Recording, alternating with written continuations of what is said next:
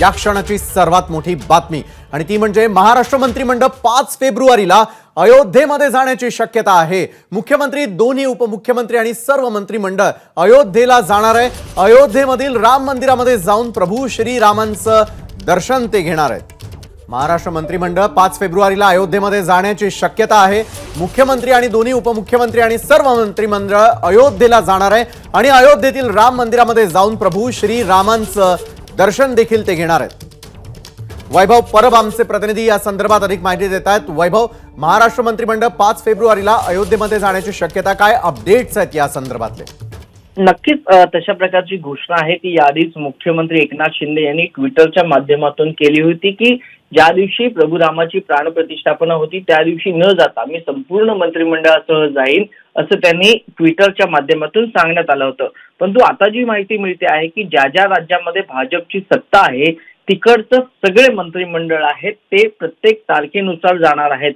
म्हणजे सांगायचं झालं तर 31 जानेवारीला त्रिपुराचे मुख्यमंत्री आपल्या आमदार आणि मंत्रिमंडळासह जातील। उत्तर प्रदेशचे मुख्यमंत्री योगी आदित्यनाथ हे 1 फेब्रुवारीला असतील। 2 फेब्रुवारीला उत्तराखंडचे मुख्यमंत्री आणि त्यांचे संपूर्ण कॅबिनेटची टीम असेल। 5 फेब्रुवारीला महाराष्ट्र शासनाचे मुख्यमंत्री, 2 उपमुख्यमंत्री, मंत्री आणि काही आमदार देखील जाण्याची शक्यता इकडे नाकारता येत नाही।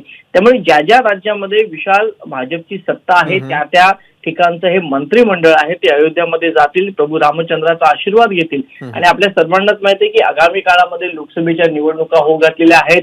प्रभू रामाचं दर्शन घेतल्यानंतर त्या त्या राज्यामध्ये प्रभू राम यांना सगळ्यांना पावणार का? कारण का आपण जर पाहिलं तर 22 तारखेचा जो संपूर्ण देशभरातला माहोल होता, ठिकठिकाणी गल्ल्या गल्ल्यांमध्ये झेंडे लावण्यात आले होते, प्रत्येक ठिकाणी रामाची पूजा करण्यात आली होती आणि एकंदरीतच वातावरण आहे ते राममय करण्यात आलं होतं। त्यामुळे आता या 5 फेब्रुवारीला मुख्यमंत्री एकनाथ शिंदे हे जातील, परंतु त्यानंतर पुन्हा महाराष्ट्रात काही वेगवेगळे कार्यक्रम राबवले जात आहेत का हे देखील पाहावं लागेल आपल्याला। नक्कीच धन्यवाद वैभव आपण दिलेल्या या सविस्तर माहितीसाठी। तर या क्षणाची मोठी बातमी, महाराष्ट्र मंत्रिमंडळ 5 फेब्रुवारीला अयोध्येमध्ये जाण्याची शक्यता आहे।